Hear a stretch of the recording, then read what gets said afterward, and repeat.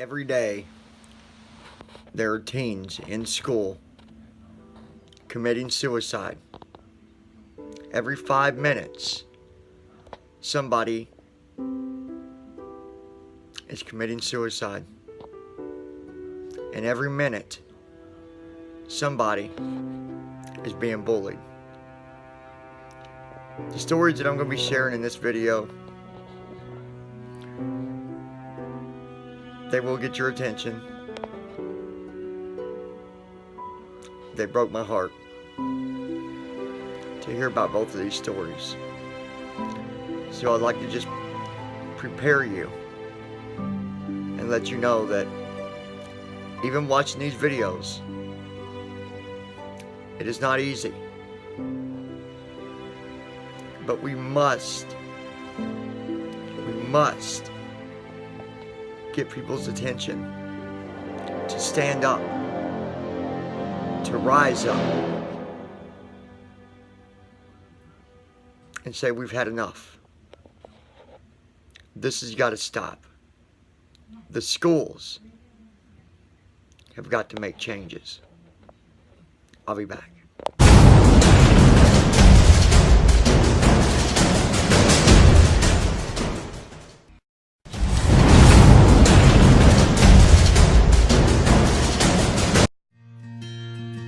My name is Amy Briggs.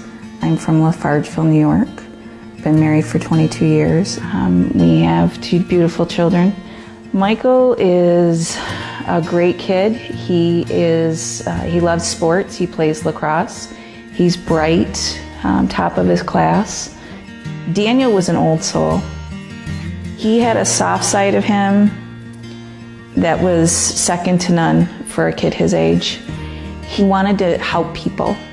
Our neighbor down the road had cancer, and Daniel was by his side every day. Daniel went over and sat and talked to him and held his hand. And after he died, Daniel went over and helped his wife. It wasn't like he was doing it out of obligation either. He did it because he truly wanted to do it. That's who he was.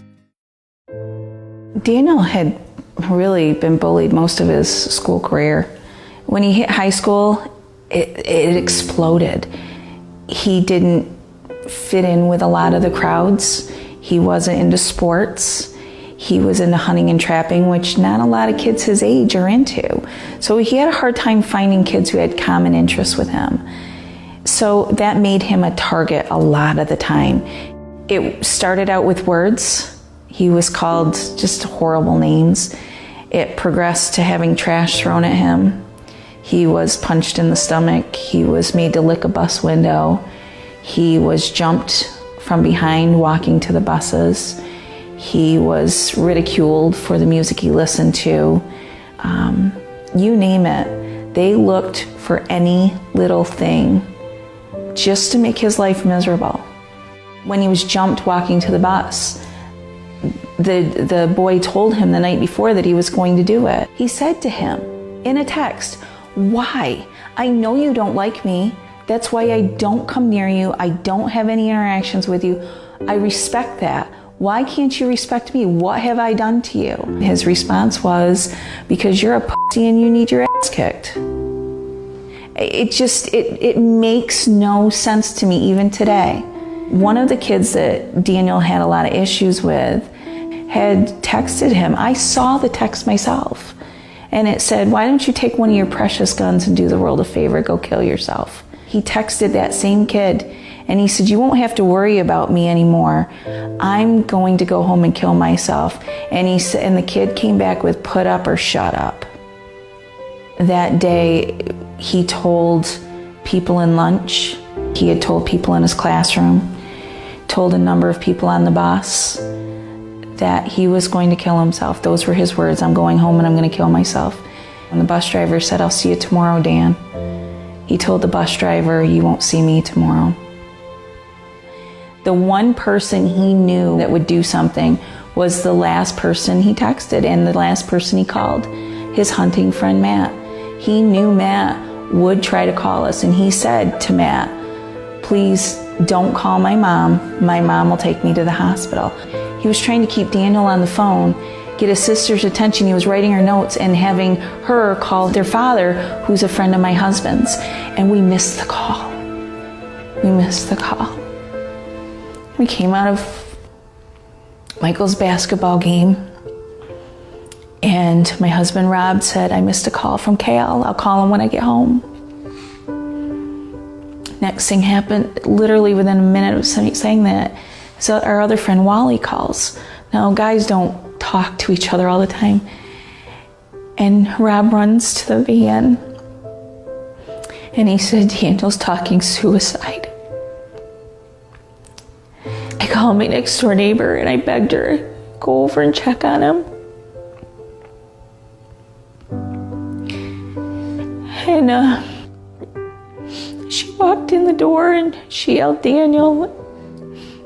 And she thought she heard him say something. And she shouted out, we love you. And then she heard the shotgun blast. And I ran to his room, and the sight that I saw was horrific. It was horrific. And I remember hearing myself screaming, but I couldn't feel it. And running back outside. And I could hear Michael screaming, I want my brother back. And every EMT that showed up, I begged him, please just find a pulse. I'll take him any way that I can have him. No, there was none. I've played a million scenarios over in my head what I would do if I was there 30 minutes earlier. Knowing what I know now, I would just wrap him in my arms and just beg him and tell him how much he means to so many people. Because so many people have talked to us since he died. They've sent us letters. I received letters from kids his age. I just wish he knew how much he meant to so many people. He did matter. He does matter. His book bag with his books, still right on the bench where he left it that day. We will never recover from this. Never. When somebody tells you that they are going to kill themselves or they're going to do harm, do something. Tell somebody, give them their 15 minutes. Validate them. Because everybody needs to be validated.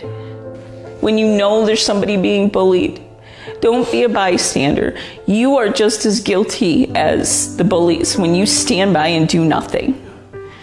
You see it, you do something about it. You don't want to intervene, then you talk to an adult. And you talk to an adult until somebody does something.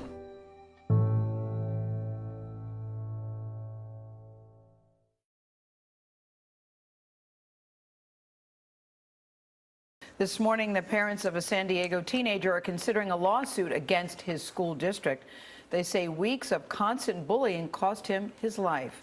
The 14-year-old teenager committed suicide after the release of an embarrassing video. Vanita Nair looks at how educators could be held liable. Vanita, good morning. Good morning. Matthew Burdett's parents believe even some faculty members at their son's high school were aware of the video and of the teasing. 2 weeks after that video went around the school, Matthew took his own life.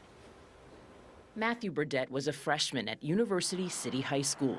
A member of both the water polo and wrestling teams, he was studying to become an Eagle Scout. Laura Burdett Michak is his aunt. He was just a great, fun-loving, full of life kind of kid. Last November, according to court documents, Matthew was unknowingly videotaped while inside a bathroom stall in the boys' locker room. A student posted the video on social media sites, claiming it showed Matthew masturbating. Allison Worden, his family's attorney, says Matthew was soon tormented by his classmates. Classmates of Matthew's, as well as students in the district that went to other high schools, saw the video and proceed to taunt him, tease him, bully him to no end. 2 weeks after that video was taken, Matthew left behind a note saying he could no longer handle school and had no friends.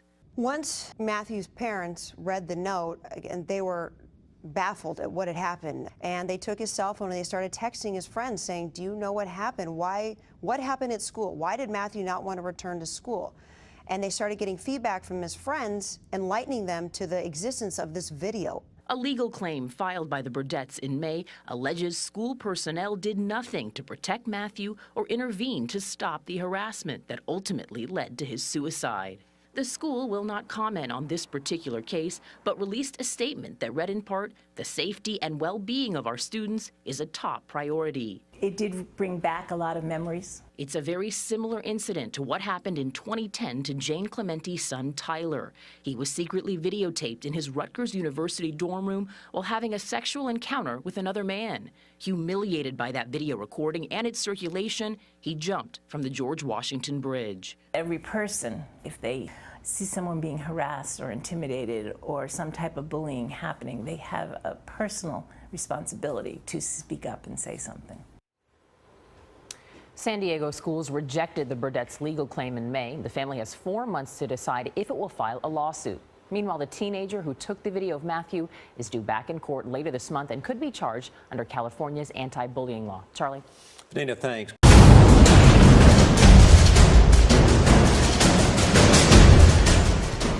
I know for sure, you guys, it's not easy to watch that kind of stuff. But I believe that these families that have lost their precious child, or cousins, or brothers, or sisters, they deserve their story to be heard, and they deserve for people like us, people like me, people like you, and the rest of the people that support doing what we're doing, to rise up and say this has got to stop. The schools need to do more, you guys, and I know y'all agree with that. We're going to be talking about this stuff tomorrow night on Raising Awareness for Bullying, starting 6 p.m. Eastern Time, Sunday, tomorrow. We'll be talking about it. We're also working on a channel that we're going to be creating that is completely dedicated to raising awareness for bullying. I've got a lot of great plans for it, and we've already got the name.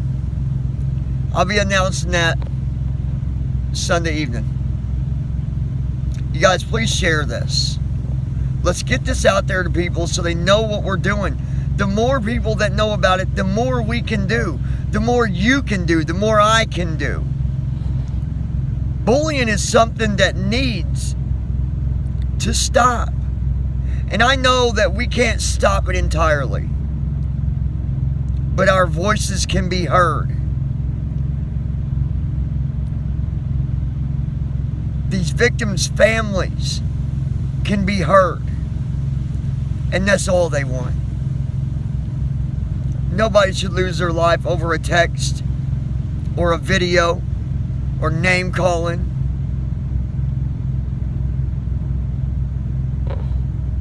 And we're going to do the best we can. I'll see you guys Sunday night.